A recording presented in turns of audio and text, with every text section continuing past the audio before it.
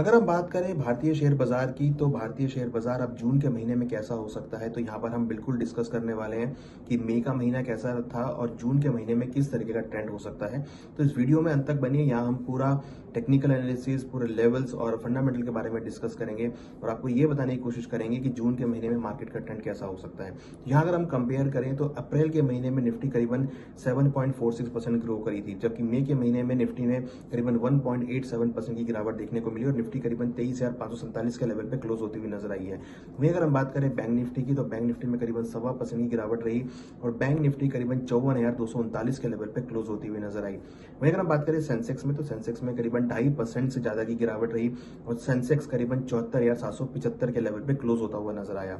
रुपी, यहाँ अगर हम बात करें तो फ्लैट नोट पे रहा, करीबन 0.11% की गिरावट रुपी में देखने को मिली। हालांकि ड्यूरिंग द मंथ रुपी ने 96.96 के लो लेवल भी बनाए और फाइनली रुपी जो है 94.99 के लेवल पे क्लोज होता हुआ नजर आया, मींस अपने लोअर लेवल से अप्रिशिएट होता हुआ नजर आया।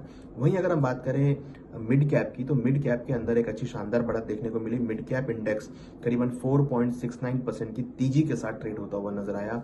वहीं स्मॉल कैप के अंदर करीबन 0.73% की मजबूती देखने को मिली। तो अगर आप देखेंगे तो मिड कैप, स्मॉल कैप ने काफी हद तक मार्केट को संभाला, जहां पर अगर हम देखें तो निफ्टी, बैंक निफ्टी, सेंसेक्स एक नेगेटिव नोट पर क्लोज होते हुए नजर आए। कहीं ना कहीं हायर लेवल पे हमने प्रॉफिट बुकिंग आती हुई देखी।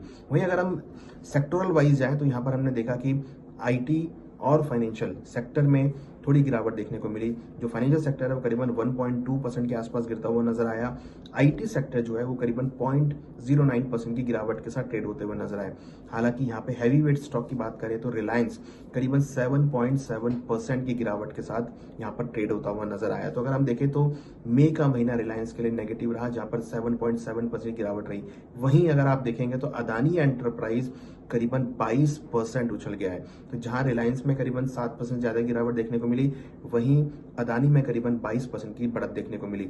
हिंडाल्को की अगर बात करें तो हिंडाल्को यहां पर करीबन अगर आप देखेंगे तो ऑलमोस्ट 8.6% के आसपास बढ़ता हुआ नजर आया। वहीं दूसरी तरफ अगर आप देखेंगे तो ओएनजीसी करीबन 11% गिरा। आईटीसी में करीबन 8.9% की गिरावट देखने को मिली। वहीं अगर आप देखेंगे तो मेटल सेक्टर में अच्छी खासी बढ़त देखने को मिली। नेशनल एल्युमिनियम करीबन 6.3% की बढ़त के साथ बनता हुआ नजर आया। तो ओवरऑल अगर आप देखेंगे तो मार्केट बहुत मिला जुला रहा, जिसमें अगर हम सेक्टरल देखें तो मेटल इंडेक्स में, ऑटो इंडेक्स के अंदर एक अच्छी बढ़त देखने को मिली। हालांकि आईटी सेक्टर में भी कुछ कुछ हमने निचले लेवल से रिकवरी होती हुई देखी। तो ओवरऑल अगर आप देखेंगे तो मई के महीने में हमने काफी बड़ा मोमेंटम यहाँ पर आता हुआ देखा। अब इंपॉर्टेंट है जून का महीना कैसा रहेगा। जून के महीने की शुरुआत हम कर रहे हैं यूएस और ईरान के पॉजिटिव मेमोरेंडम के साथ, जहां पर उन्होंने 60 दिन का मेमोरेंडम दिया है कि 60 दिन तक यूएस कोई स्ट्राइक नहीं करेगा ईरान के ऊपर में, और 30 दिन के अंदर यूएस ने बोला है कि वो स्ट्रेट ऑफ हॉर्मुज चालू करेगा और जो माइंस बिछाई है वो यहाँ पर क्लियर करेगा। कहीं ना कहीं अब ये जो मेमोरेंडम है यही यहाँ पर अब नया फ्यूल मार्केट में लाता हुआ दिखाई देगा। हालांकि इस दौरान हमने देखा कि क्रूड के भाव करीबन 15% से ज्यादा गिरते हुए नजर आए हैं। मई के महीने में क्रूड के भावों में अच्छी गिरावट देखने को मिली और फाइनली मई का महीना क्रूड के लिए नेगेटिव रहा, जहां पर हमने एक पॉजिटिविटी मार्केट में आती हुई देखी। क्रूड के भाव आगे गिर सकते हैं ये भी लग रहा है, और स्ट्रेट ऑफ हॉर्मुज अगर ओपन होता है तो ये भी एक पॉजिटिव होगा मार्केट के लिए।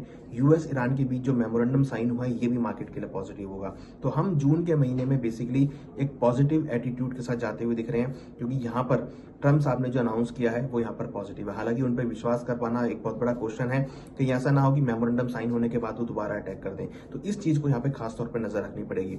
यहाँ अगर हम लेवल्स की बात करें, पहले हम वीकली लेवल की बात करते हैं, तो निफ्टी में अगर हम देखें तो यहाँ पे 23,200 काफी स्ट्रॉन्ग सपोर्ट होगा वीकली परस्पेक्टिव से।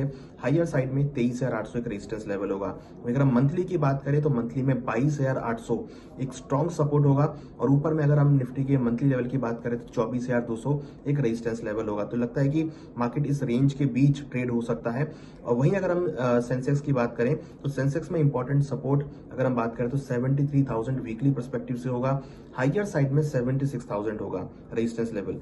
मंथली परस्पेक्टिव से 71,000 एक स्ट्रॉन्ग सपोर्ट होगा, और हायर साइड में करीबन 78,000 एक रेजिस्टेंस लेवल होगा। तो ये मंथली और वीकली सपोर्ट रेजिस्टेंस लेवल है जो यहाँ पर वॉच करने बहुत जरूरी है। बैंक निफ्टी की अगर बात करें तो बैंक निफ्टी के लिए 53,000 वीकली पर्सपेक्टिव से स्ट्रॉन्ग सपोर्ट होगा और ऊपर में 56,000 एक स्ट्रॉन्ग रेजिस्टेंस होगा। वहीं अगर हम मंथली पर्सपेक्टिव से बात करें तो 51,000 एक स्ट्रॉन्ग सपोर्ट होगा और ऊपर में करीबन 58,000 स्ट्रॉन्ग रेजिस्टेंस होगा। तो ये वीकली और monthly strong support resistance level है। हमारा मानना है कि वीकली पर्सपेक्टिव से थोड़ी बहुत आपको हायर लेवल पे प्रॉफिट बुकिंग देखने को मिलेगी, मगर लोअर लेवल पर भी खरीदारी देखने को मिलेगी, क्योंकि ये जो पॉजिटिव एटीट्यूड है वो यहाँ पर सबसे ज्यादा काम रोल प्ले करेगा। मगर जून के महीने में सबसे इंपॉर्टेंट है फेडरल रिजर्व की मीटिंग का आउटकम आना, और उसके चलते आरबीआई की मीटिंग का आउटकम आना। तो जितने भी सेंट्रल बैंक हैं सबके आपको मीटिंग्स होती हुई नजर आएंगी और इस मीटिंग में वो इंटरेस्ट रेट के ऊपर डिसीजन देंगे। अगर इंटरेस्ट रेट बढ़ते हैं तो हो सकता है कि फिर आपको तेजी में ब्रेक लगती हुई नजर आएगी। अगर इंटरेस्ट रेट नहीं बढ़ते हैं, क्रूड के भाव नीचे आ जाते हैं, तो वो मार्केट के लिए पॉजिटिव होगा। तो इस टाइम पे अगर आप देखेंगे तो मार्केट जो है रिएक्ट कर रहा है अनसर्टेनिटी को लेके और सेंट्रल बैंक्स की इंटरेस्ट पॉलिसी को लेके।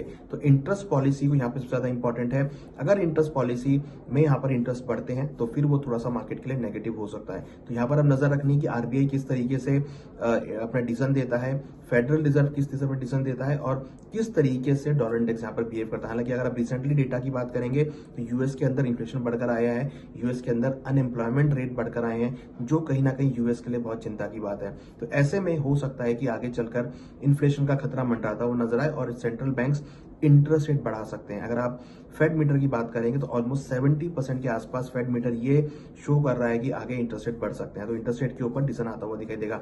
जहां तक ट्रेडिंग की बात है, मुझे लगता है कि मार्केट रेंज में ट्रेड हो सकता है, जहां पर हो सकता है कि अगर हम वीकली पर्सपेक्टिव से बात करें तो सेल ऑन राइज आपको यहां पर देखने को मिलेगा। बट मंथली पर्सपेक्टिव से हमें लगता है कि जून के महीने में मार्केट आपको पॉजिटिव ट्रेंड या पॉजिटिव क्लोजिंग करता हुआ नजर आएगा। तो वीकली में थोड़ा सा नेगेटिव हो सकता है, बट मंथली आउटलुक हमें पॉजिटिव लगता है। मार्केट में आपको मंथली पर्सपेक्टिव से बाय ऑन डिप्स देखने को मिलेगा। वीकली पर्सपेक्टिव से मार्केट रेजिस्टेंस लेवल्स के आसपास कुछ रेजिस्टेंस फेस हो सकता है, जहां पर आपको मोमेंटम देखने को मिलेगा। हालांकि अगर हम सेक्टरल बात करें तो यहाँ पर अगेन मेटल सेक्टर में आपको अच्छा वॉलिटिलिटी देखने को मिल सकती है, अपॉर्चुनिटी देखने को मिल सकती है, ऑटो सेक्टर के अंदर अपॉर्चुनिटी देखने को मिल सकती है। उसके साथ साथ बैंकिंग सेक्टर हमें लगता है कि यहाँ पर अपॉर्चुनिटी ला सकता है। तो आने वाले दिनों में लगता है कि बैंकिंग, ऑटो, मेटल सेक्टर में अपॉर्चुनिटी देखने को मिल सकती है। तो इस पर फोकस ध्यान रखिए। हमें लगता है कि अगला महीना अगर हम एक्सपेक्ट करें तो एक पॉजिटिव क्लोजिंग के साथ, मींस जून के महीने में जून का महीना जो है वो फाइनली हमें लगता है कि पॉजिटिव क्लोजिंग के साथ बंद होगा।